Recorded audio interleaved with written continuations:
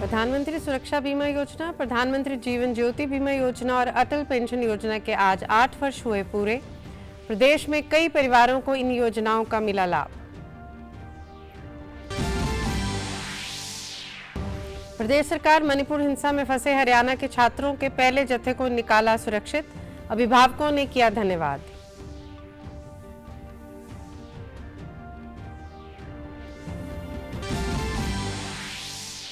अंबाला छावनी के सिविल अस्पताल में अटल कैंसर केयर का आज 1 वर्ष हुआ पूरा। कैंसर के मरीजों के इलाज में वरदान हो रहा है सिद्ध।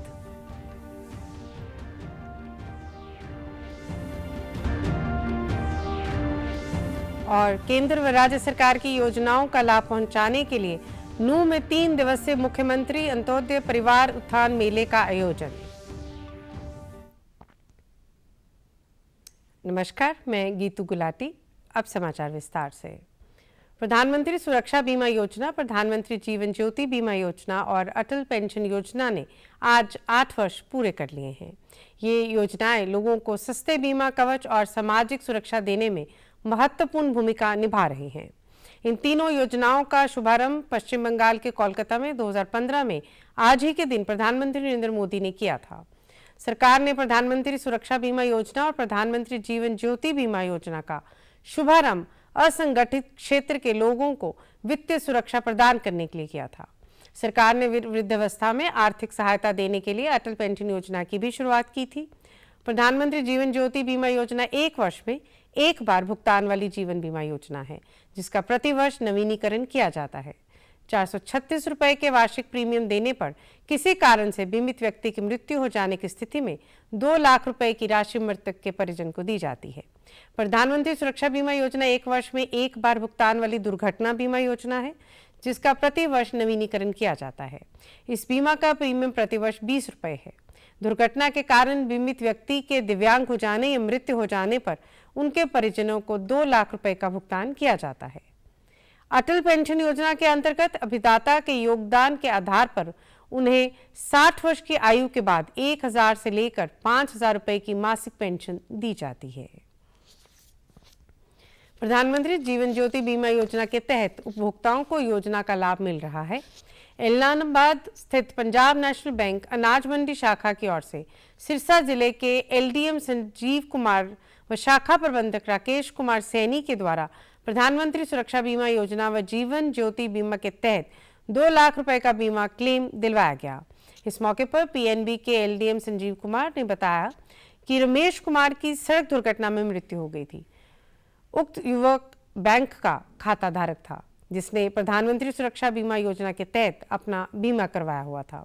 प्रधानमंत्री सुरक्षा बीमा योजना व जीवन ज्योति बीमा योजना के तहत आज उक्त परिवार के सदस्य को उस बीमे की रकम का चेक दिया गया है। जीवन सुरक्षा बीमा योजना है गवर्नमेंट की, जिसमें सिर्फ प्रीमियम 20 रुपये है। सालाना प्रीमियम देना पड़ता है। अगर हम कहीं पे चाय पीते हैं तो 20 रुपये उसका खर्चा भी आ जाता है।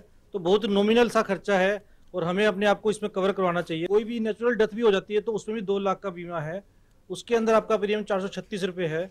तो आप सभी कस्टमर से मेरी गुजारिश है कि अपने को ज़्यादा से ज़्यादा उसमें कवर करवाएं। गवर्नमेंट की स्कीम है, इतने कम पैसे में कहीं पे भी आपका बीमा नहीं हो पाएगा।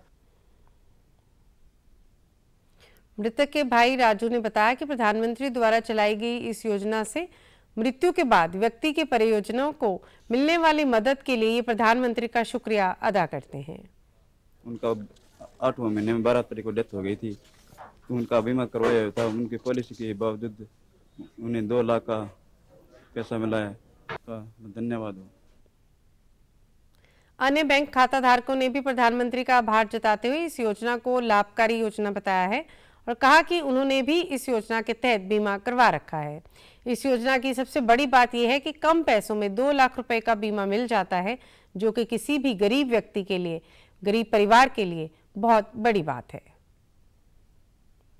प्रधानमंत्री जीवन बीमा योजना एक बहुत ही अच्छी योजना है जो हमारे माननीय प्रधानमंत्री जी के द्वारा चलाई गई है और इसमें प्रत्येक वर्ग और प्रत्येक व्यक्ति को अपना जीवन बीमा करवाना चाहिए, जिसकी मात्र 20 रुपए फीस है और ये एक बहुत ही अच्छी योजना है। इसका प्रत्येक व्यक्ति को लाभ लेना चाहिए। मेरी माता जी का खाता था और 330 वाला बीमा भेंट हुआ तो भी मैं माने बैंक खड़ा हुआ अच्छा सहयोग मिलियो और माने 2 लाख रुपया बीमो माने मिल गयो। हाँ जी, और मान लो अच्छी हमारी सुनाई करी महीना मामा माने पैसा दिया। प्रदेश सरकार ने मणिपुर में हिंसा में फंसी हुई छात्रों के पहले जत्थे को सुरक्षित निकाल लिया है। सरकार के इस कदम पर छात्राओं के अभिभावकों द्वारा सरकार का धन्यवाद किया गया है। घर वापसी के दौरान दिल्ली एयरपोर्ट पहुंचने पर जींद जिले की नरवाना निवासी रितु ने बताया कि वे एनआईटी में पीएचडी की स्कॉलर है। 3 मई को वहां पर हालात खराब होने शुरू हो गए थे, जिसके बाद हालात खराब होते देख उन्होंने हरियाणा सरकार से संपर्क किया, जिसके बाद सरकार ने मणिपुर में फंसे छात्रों को वहां से वापस निकालने का काम शुरू कर दिया। अब वे खुश हैं कि सरकार की मदद से वे दिल्ली सुरक्षित पहुंच गई हैं।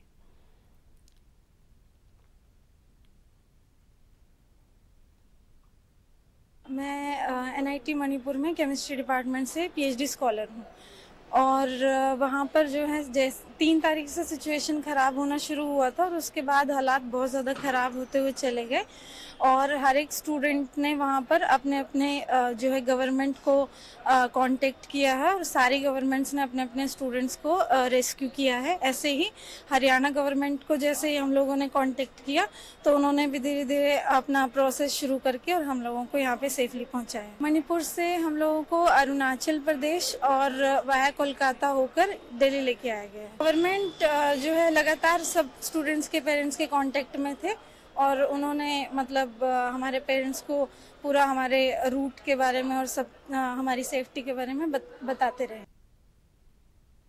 वहीं रितु के पिता ने भी बेटी की दिल्ली सुरक्षित पहुंचने पर खुशी जाहिर करते हुए प्रदेश सरकार का धन्यवाद किया। उन्होंने कहा कि सरकार ने अपनी सुरक्षा में मणिपुर से कोलकाता होते हुए बच्चों को दिल्ली पहुंचाया है, जिसके लिए वे हरियाणा सरकार का तहे दिल से धन्यवाद करते हैं। सरकार की सहायता से पहुंचा एयरपोर्ट और फिर एयरपोर्ट से कलकत्ता से दिल्ली सरकार का खर्चा बेटे से मैं बताया मैं सरकारी खर्चा पाया हूँ, सारा सरकार का खर्चा। तो ये मैं सरकारी खर्चे में पहुँच गई और दिल्ली आराम कर रही है अभी और शाम को दिल्ली से आ जाएगी। अब कोई चिंता वाली बात नहीं, सरकार का धन्यवाद है। अम्बाला छावनी के सिविल अस्पताल में अटल कैंसर केयर को बने आज 1 साल पूरा हो गया है। ये कैंसर केयर सेंटर अनेक लोगों के लिए वरदान सिद्ध हो रहा है। अटल कैंसर केयर में आज भव्य कार्यक्रम का आयोजन किया गया। डॉक्टरों और मरीजों ने केक काटकर अस्पताल का स्थापना दिवस मनाया। मरीजों ने सरकार द्वारा छावनी में बनाए गए अटल कैंसर केयर की सराहना की और सरकार का आभार जताया। डॉक्टर साहब का बहुत अच्छा बिहेवियर है, इनके हौसले से मेरा इलाज हो गया, सफल हुआ और मैं इस टाइम बिल्कुल ठीक हूँ। हाँ जी, मेरा टोटली इलाज फ्री चल रहा है, मेरा कोई पैसा नहीं लगता। ये जी मैं मंत्री जी का बहुत बहुत धन्यवाद करना चाहती हूँ। मैं तो कई बार मन में मेरे आता है कि मैं उनसे मिलूँ। मुझे बहुत अच्छा लगा, कोऑपरेट किया इन्होंने, डॉक्टर साहब ने, मतलब नंबर भी जल्दी आ रहा है हमारा, कोई वेट नहीं करना पड़ रहा है। सरकार के बारे में बहुत अच्छा है, बहुत अच्छा है ट्रीटमेंट। मैं तो पहली बार आई हूँ पर मैं सब चारों तरफ देख रही हूँ, बहुत अच्छी सफाई है। अंबाला के सिविल सर्जन डॉक्टर कुलदीप ने बताया कि विभिन्न प्रांतों के लोग इस संस्थान में अपना इलाज करवाने आ रहे हैं। इस कैंसर सेंटर की लोकप्रियता का अंदाजा इसी बात से लगाया जा सकता है कि पिछले दिनों केरल व गुजरात राज्यों से भी मरीजों ने यहां आकर अपना सफल इलाज करवाया। इस संस्थान में सभी प्रकार के ऑपरेशन, टेस्ट व इलाज मुफ्त किए जाते हैं। उन्होंने बताया कि बीते 1 वर्ष में इस अवधि में लगभग 18,000 मरीजों ने ओपीडी और 1500 से अधिक इंडोर सुविधाओं का लाभ लिया। यह अस्पताल 50 बेड से सुसज्जित है और 10 आईसीयू बेड भी मरीजों की सुविधा के लिए उपलब्ध हैं। कैंसर के मरीजों के लिए यहाँ पर नवीनतम पद्धति पर आधारित लैब मशीन्स उपलब्ध हैं और रेडियोथेरेपिस्ट भी यहाँ मौजूद हैं। अटल कैंसर केयर अस्पताल में 1 साल में लगभग 200 कैंसर के मामलों की सफल सर्जरी की गई है। माननीय स्वास्थ्य एवं गृह मंत्री श्री अनिल विज के प्रयासों से हरियाणा का क्या इंडिया का किसी भी जिला स्तर के ऊपर सबसे बड़ी पहल है और इसके बारे में जो भारत सरकार के महानिदेशक स्वास्थ्य सेवाएं हैं श्री डॉक्टर अतुल गोयल जी, उन्होंने भी साफ साफ यहाँ पे विजिट करके बोला था कैसे सेंटर हमने बजट सभी को दिया, लेकिन हरियाणा और अंबाला ऐसा वो है स्टेट है जहाँ पे ये सेंटर स्टार्ट हो सका और इतनी अच्छी फैसिलिटी इसके अंदर वो देख के ये कह रहे थे मैं यहाँ की वीडियो पूरे भारत में भेजूंगा ताकि ये ऐसे सेंटर पूरे भारत में मिसाल ये सेंटर मिसाल बन सके। केंद्र व राज्य सरकार की योजनाओं का लाभ पहुंचाने के लिए नूंह में 3 दिवसीय मुख्यमंत्री अंत्योदय परिवार उत्थान मेले का आयोजन किया गया। इस दौरान उपमंडल अधिकारी मनीषा शर्मा ने बताया कि सरकार के 18 विभागों की तकरीबन 55 योजनाओं का लाभ गरीब परिवारों को दिया जा रहा है। जिन गरीब परिवारों की आमदनी कम है उनके आर्थिक स्तर में सुधार लाने के लिए ये मेले लगाए जा रहे हैं और मेले के पहले दिन करीब 350 से अधिक लोग पहुंचे हैं।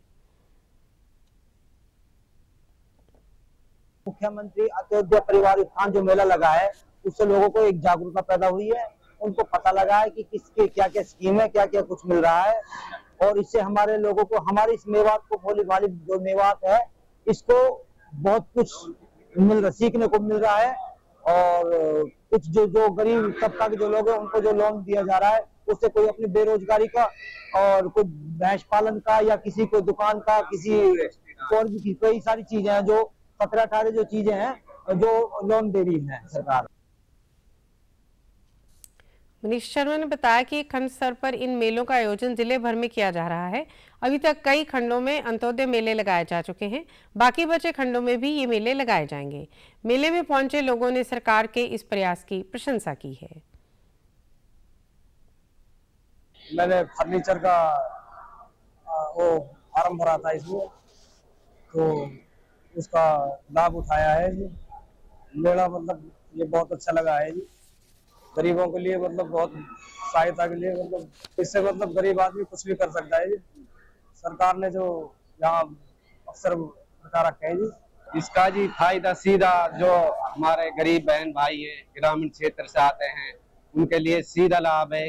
कोई अधिकारी यहाँ बिठा रखे हैं गवर्नमेंट ने और अच्छे से रिस्पॉन्स दे रहे हैं। यहाँ जो भी काम है तुरंत हो जाता है। जिस भी तरीके से लोग आ रहे हैं अपने काम यहाँ से पूरा कहीं घूमने की जरूरत नहीं है, यही हो रहा जो भी काम।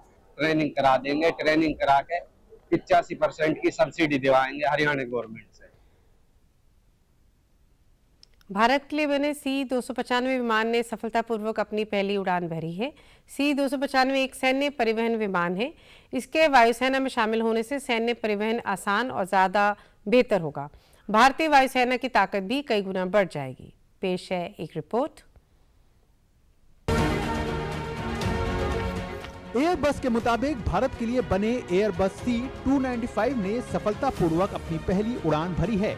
इसके साथ ही भारत को इस विमान की पहली डिलीवरी इस साल के अंत तक होने का रास्ता साफ हो गया है। एयरबस ने इसकी जानकारी देते हुए बताया कि भारतीय वायुसेना के लिए बने C-295 परिवहन विमान ने एयरबस की स्पेन की सेविले के निर्माण संयंत्र में पहली सफलतापूर्वक उड़ान भरी।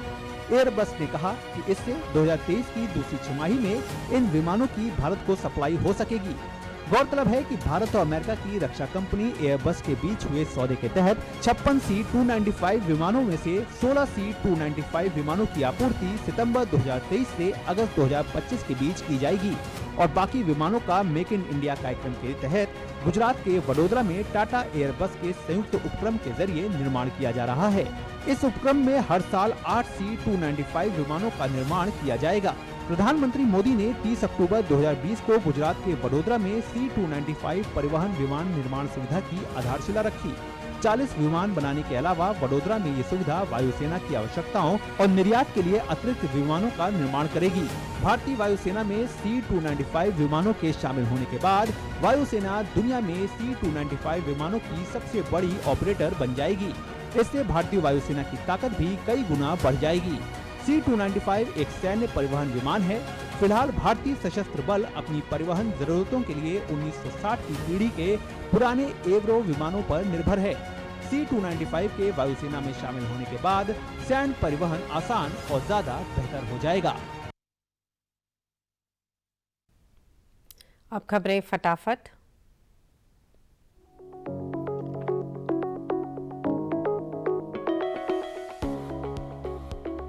गृह मंत्री अमित शाह कोलकाता में नोबेल पुरस्कार से सम्मानित रविंद्रनाथ टैगोर की जयंती समारोह में हुए शामिल। मध्य प्रदेश के खरगोन में बस दुर्घटना में 22 लोगों की मौत, राष्ट्रपति और प्रधानमंत्री ने घटना पर दुख किया व्यक्त। इंडिया पोस्ट ने लॉजिस्टिक सेवाओं के लिए अखिल भारतीय व्यापार परिसंघ और तृप्ता टेक्नोलॉजी के साथ समझौता ज्ञापन पर किए हस्ताक्षर। और मुख्यमंत्री मनोहर लाल की अध्यक्षता में चंडीगढ़ स्थित हरियाणा सिविल सचिवालय में चल रही है मंत्रिमंडल की बैठक। समाचारों में आज इतना ही। नमस्कार।